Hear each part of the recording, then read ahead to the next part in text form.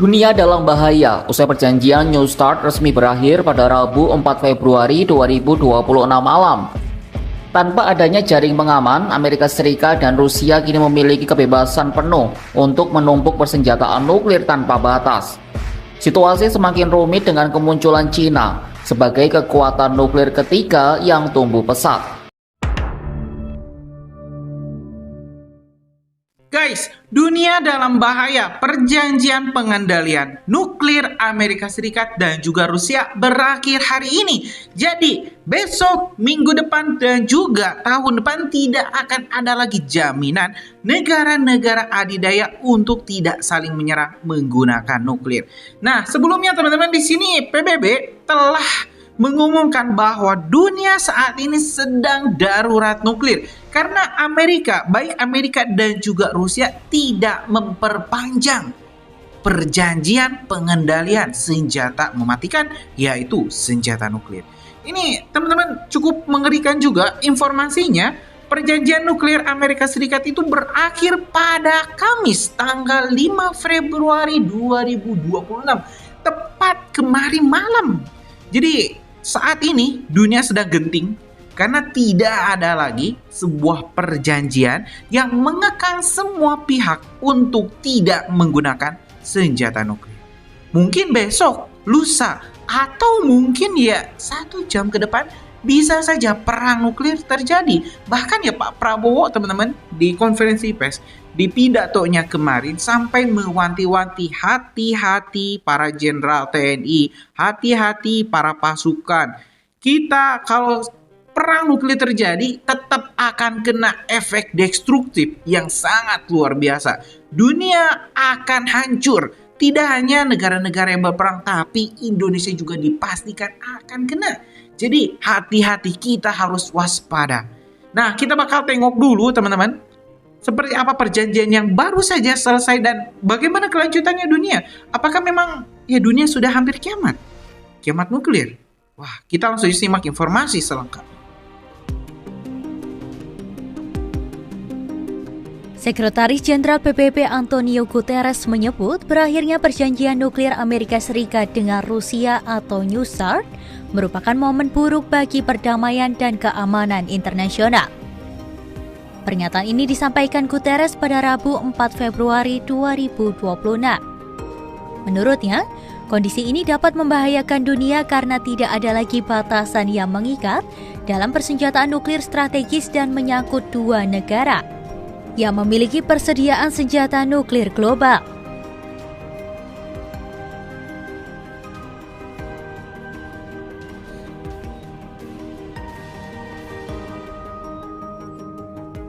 Guterres juga menyebut perjanjian nuklir merupakan upaya untuk menjaga stabilitas, membantu mencegah bencana, hingga mengurangi risiko kesalahan perhitungan. Dengan tidak adanya batasan pada persenjataan strategis, akan memunculkan ketidakamanan global di tengah memanasnya situasi geopolitik dunia. Meski begitu, Guterres juga menekankan bahwa momen ini dapat dimaknai sebagai kesempatan untuk merencanakan ulang strategi pengendalian senjata.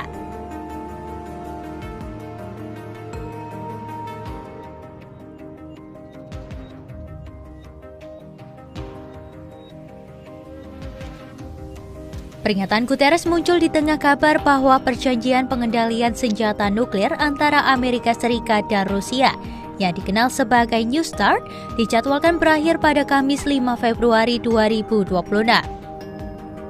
Kesepakatan ini ditandatangani di Praha pada 2010 dan mulai berlaku pada 5 Februari 2011, menggantikan perjanjian START 1 tahun 1991.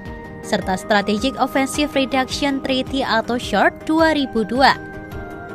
New START mengatur pembatasan senjata nuklir strategis, yakni persenjataan yang dirancang untuk menyerang pusat-pusat politik, militer, dan industri vital jika terjadi perang nuklir. Dalam perjanjian ini, masing-masing pihak dibatasi untuk mengerahkan maksimal 1.550 hulu ledak nuklir strategis, tidak lebih dari 700 sistem peluncur aktif, berupa rudal darat, rudal kapal selam, dan pesawat pengebom, serta total 800 peluncur yang dikerahkan maupun disimpan. Berakhirnya New START menimbulkan kekhawatiran serius di kalangan pendukung pengendalian senjata. Mengutip laporan Reuters, jika Washington dan Moskwa tidak lagi mematuhi pembatasan bersama atas senjata nuklir jarak jauh, hal ini akan menandai berakhirnya lebih dari 50 tahun upaya internasional untuk mengendalikan persenjataan nuklir strategis. Situasi ini semakin mengkhawatirkan karena belum ada perundingan yang berjalan untuk menyusun perjanjian pengganti.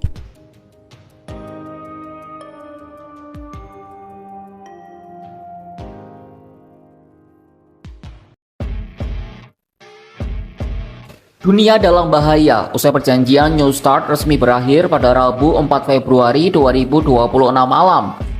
Tanpa adanya jaring pengaman, Amerika Serikat dan Rusia kini memiliki kebebasan penuh untuk menumpuk persenjataan nuklir tanpa batas. Situasi semakin rumit dengan kemunculan China sebagai kekuatan nuklir ketiga yang tumbuh pesat. Kemunculan Beijing menciptakan formasi tiga arah yang diprediksi akan menyeret dunia ke dalam perlombaan senjata paling destruktif dalam sejarah manusia. Namun memangnya sebanyak apa senjata nuklir yang mereka miliki? Dan kenapa kita harus khawatir terhadap situasi saat ini? Simak selengkapnya dalam video berikut.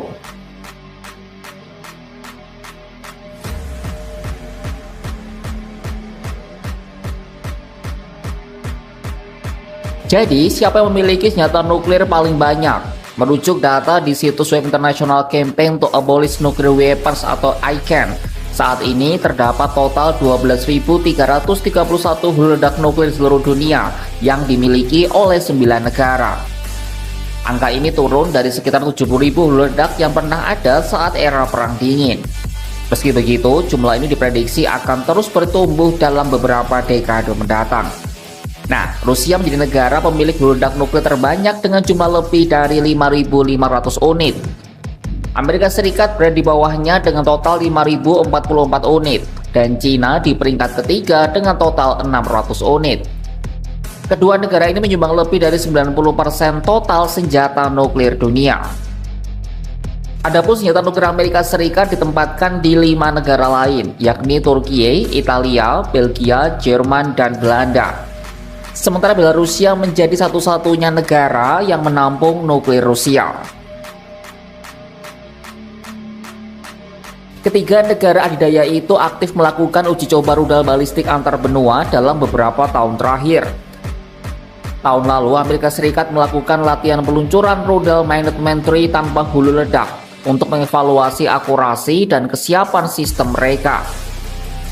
Presiden Donald Trump menegaskan dominasi Amerika Serikat dalam kancah ini sebagai bentuk peringatan kepada para rivalnya.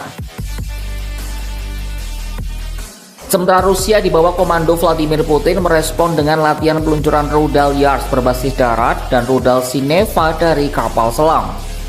Moskwa bahkan mulai menguji senjata kiamat, yakni torpedo bertenaga nuklir Poseidon yang diklaim mampu memicu tsunami radioaktif. Sementara Cina terakhir kali menguji rudal balistik antar benua mereka pada September 2024, sekaligus menjadi yang pertama sejak 1980-an. Kala itu rudal DF-31AG ditembakkan ke arah perairan internasional di Pasifik Selatan.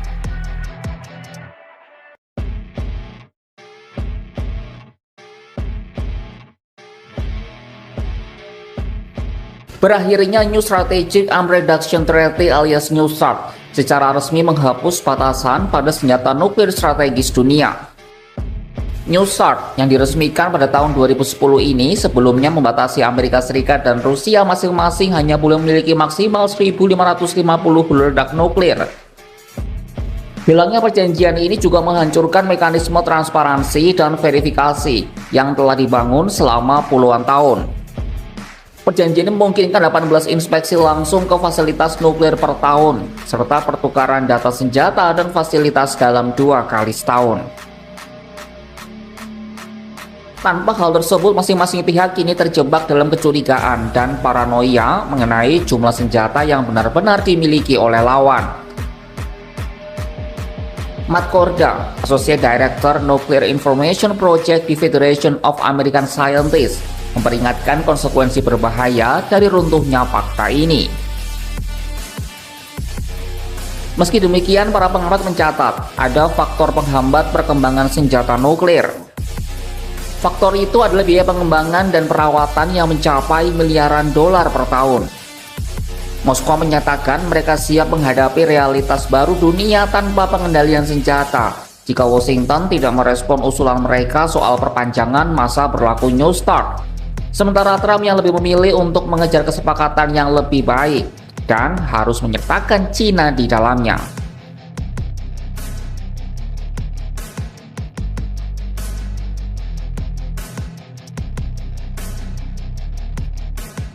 Amerika Serikat di bawah pemerintahan Donald Trump memandang Cina sebagai ancaman utama bagi keamanan nasional mereka. Tapi pertanyaannya, kenapa bukan Rusia?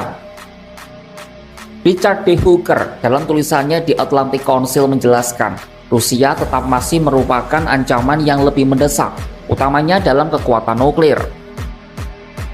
Rusia punya pengalaman tempur yang luas dan terus menunjukkan kesiapan untuk bertindak keras dimanapun mereka melihat kelemahan lawan. Moskow juga mengembangkan swasembada energi dan pertanian dengan membuka pasar baru di luar negeri meski terkena sanksi internasional. Selama dekade terakhir, Rusia juga telah melancarkan kampanye disinformasi yang dirancang untuk mempengaruhi pemilihan presiden dan Kongres AS. Sementara Cina di sisi lain tetap berpegang pada retorika pembangunan damai dan kebijakan tidak menggunakan senjata nuklir terlebih dahulu. Mereka pun terakhir kali berperang secara resmi adalah pada tahun 1979 saat terlibat bentrokan dengan Vietnam. Meski begitu, jumlah bluedak Cina yang meningkat drastis dalam satu dekade terakhir tetap menjadi kecemasan tersendiri bagi Washington. 12.000 senjata nuklir, 90% diantaranya dimiliki AS dan Rusia. Itulah gambaran saat ini soal begitu berpengaruhnya dua negara tersebut dalam hal senjata pemusnah massal. Masalahnya, runtuhnya pilar terakhir pengendalian senjata nuklir antara Amerika Serikat dan Rusia membawa peradaban manusia ke ambang ketidakpastian yang ekstrim. Dunia kini tidak lagi hanya menghadapi duel nuklir bilateral, tapi kompetisi segitiga yang melibatkan Cina yang kian ambisius. Hilangnya transparansi pasca berakhirnya New START membuka celah besar bagi salah kalkulasi militer yang bisa berujung pada kehancuran global. Maka kesuksesan masa depan keamanan dunia kini bergantung pada kemauan ketiga pemimpin adidaya untuk kembali ke meja perundingan. Saksikan kabar lainnya hanya di kanal YouTube Kompas.com. Media asing menyoroti kesepakatan antara Amerika Serikat dan Indonesia dalam perjanjian perdagangan. Dari laporannya, Indonesia disorot lewat keberaniannya menolak tuntutan Amerika Serikat untuk membeli drone dari Washington. Dari laporan The Straits Times, Indonesia disebut menyetujui sejumlah besar syarat yang diajukan Amerika Serikat dalam perbincangan perdagangan, termasuk diantaranya rencana mengimpor bahan bakar. Namun, dalam laporan pada Rabu 28 Januari ini disebutkan bahwa Indonesia menolak tuntutan Donald Trump membeli drone Amerika Serikat. Drone Amerika Serikat ini biasanya dipakai untuk pengawalan di Laut Cina Selatan. Dari laporan surat kabar tersebut, kedua belah pihak mencapai kesepakatan tarif 19%. Indonesia juga melonggarkan pembatasan impor mobil Amerika Serikat serta menghilangkan hambatan pada pasokan peralatan teknologi dan medis dari Amerika. Indonesia juga akan menerima mobil buatan Amerika Serikat yang memenuhi standar keselamatan kendaraan bermotor Federal Amerika Serikat dan standar emisi Amerika. Indonesia juga setuju mendukung industri kendaraan listrik Amerika Serikat. Sampai saat ini RI dan Amerika Serikat disebut sedang fokus pada penyelesaian perjanjian masalah administratif. Langkah Indonesia ini dianggap sebagai citra wajah Indonesia, yang mana Indonesia tak sepenuhnya menuruti keinginan dari Amerika, apalagi 10 negara turun ke laut. Ini latihan Angkatan Laut BRICS Plus 2026. Awal 2026, kapal-kapal militer dari Cina, Iran, dan Rusia tiba di False Bay, Afrika Selatan. Mereka mengikuti latihan Angkatan Laut BRICS Plus bertajuk Will for Peace 2026. Tujuannya jelas, untuk memperkuat kerjasama militer dan menjaga jalur perdagangan maritim utama dunia. Latihan ini tidak kecil, sebanyak 10 negara terlibat, dan akan berlangsung hingga 16 Januari 2026. Menariknya, Indonesia disebut berpotensi ikut sebagai pengamat dalam latihan ini. Latihan ini menjadi sinyal kuat bahwa kerjasama militer di luar NATO semakin solid dan berpengaruh. Menurut kamu, apakah latihan ini akan mengubah peta kekuatan dunia? Tulis pendapatmu di komentar ya. Jangan lupa like dan follow akun ini ya. Ya, teman-teman, barusan sudah kita simak informasi lengkap dari Kompas terkait bagaimana dunia yang saat ini sedang dalam bahaya. Kalau misalnya tidak ada perjanjian, ya, ini terkait pengendalian senjata nuklir, maka Cina, Rusia, dan juga Amerika atau negara-negara lain bisa saja menumpuk senjata nuklir tanpa verifikasi, validasi, dan juga aturan. Kalau dalam aturan kemarin ya maksimal itu AS dan juga Rusia hanya boleh mempunyai 1.500 hulu ledak nuklir. Dan gilanya teman-teman ya, satu hulu ledak nuklir saja sudah cukup untuk meratakan satu kota besar. Jakarta bisa lenyap dengan hanya satu hulu ledak, apalagi ini 1.500. Dan paling ngeri di era-era Perang Dunia Kedua ya, di Perang Dingin, AS dan juga Amerika menumpuk lebih dari 5.000 hulu ledak. Dan wah, kita bisa bayangkan dunia yang akan hancur. Ya ini ngeri juga ya, kenapa manusia itu malah membuat senjata yang bisa menghancurkan satu sama lain. Sudah enak ya, sama Allah dikasih damai, ini malah mau cari masalah, mau cari perang. Gimana menurut kalian deh teman-teman, punya pendapat lain? Tulis di kolom komentar, kita bakal diskusikan. Terima kasih. Lanjut di video selanjutnya. Assalamualaikum warahmatullahi wabarakatuh.